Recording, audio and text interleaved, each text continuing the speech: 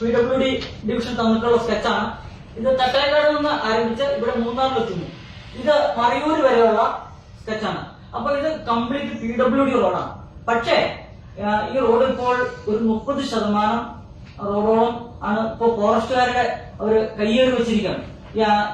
ഇത്രയൊക്കെ ആയെങ്കിലും 70% മേഖലയിൽ ഈ റോഡ് ഇപ്പോഴും അവിടെയുള്ള പ്രാദേശികവാസികൾ ഉപയോഗിക്കുന്നുണ്ട്. ഒരു 30% വനമേഖലയിൽ കൂടിയാണ് ഈ റോഡ് കടന്നു പോകുന്നത്. എന്ന് കരുതിക്കൊണ്ട് ഈ റോഡ് ഉപയോഗിക്കാൻ പാടില്ലാത്ത തരത്തിലുള്ള നശീകരണമൊന്നും വന്നിട്ടില്ല. 2018 വരെ ആ വഴിയിൽ കൂടി ഈറ്റയും മുളയും അടിക്കുന്നതിന് വേണ്ടി വണ്ടികൾ ഓടിയിരുന്നാണ്. നിലവിൽ ഫോറസ്റ്റുകാരുടെ അവകാശം ഒന്ന് വിട്ടുകിട്ടിയാൽ മതി. ഇപ്പൊ നമ്മൾ കേസിലേക്ക് പോയി കഴിഞ്ഞപ്പോ ഒരു കാരണവശാലും ആ റോഡ് തെളിയിക്കുന്നതിന് വേണ്ടിയിട്ട് ഫോറസ്റ്റുകാര് സമ്മതിക്കുന്നില്ല. അതിൽ നടന്നു പോകുന്ന ആളുകളുടെ പേരിൽ കേസെടുക്കുന്നു. അതുകൂടാതെ ക്രോസ് ബാറുകൾ സ്ഥാപിച്ച് നിലവിലുള്ള ഗതാഗത സംവിധാനങ്ങൾ വരെ അവര് അടച്ചുകെട്ടിയിരിക്കുന്നു. ഒരു റോഡും ആ മേഖലയിൽ തരാൻ കഴിയില്ല എന്നുള്ള രീതിയിലാണ് ഈ മേഖലയിൽ മറ്റൊരു കാര്യം കൂടി നമ്മൾ ചിന്തിക്കണം.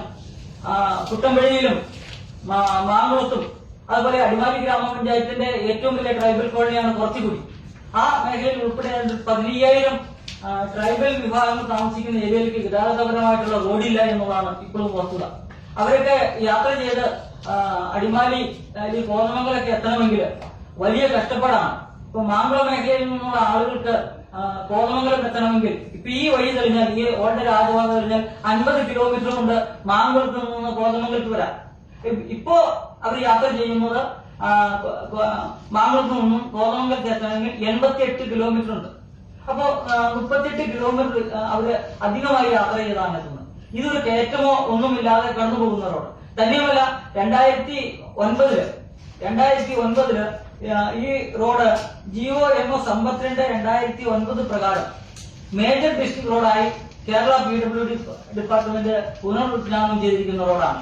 അപ്പൊ അതുകൊണ്ട് ഞങ്ങളിപ്പോ ഇവിടെ ഈ പത്രസമ്മേളനം വിളിച്ചത് പ്രദേശത്തുള്ള ആളുകളെ അല്ലെങ്കിൽ ഇലക്ഷൻ സമയത്ത് ഞങ്ങള് ഒരു സ്ഥാനാർത്ഥികളെ മോശവൽക്കരിക്കാനോ കക്ഷികളെ മോശവൽക്കരിക്കാനോ ഒന്നിനും വേണ്ടിയല്ല.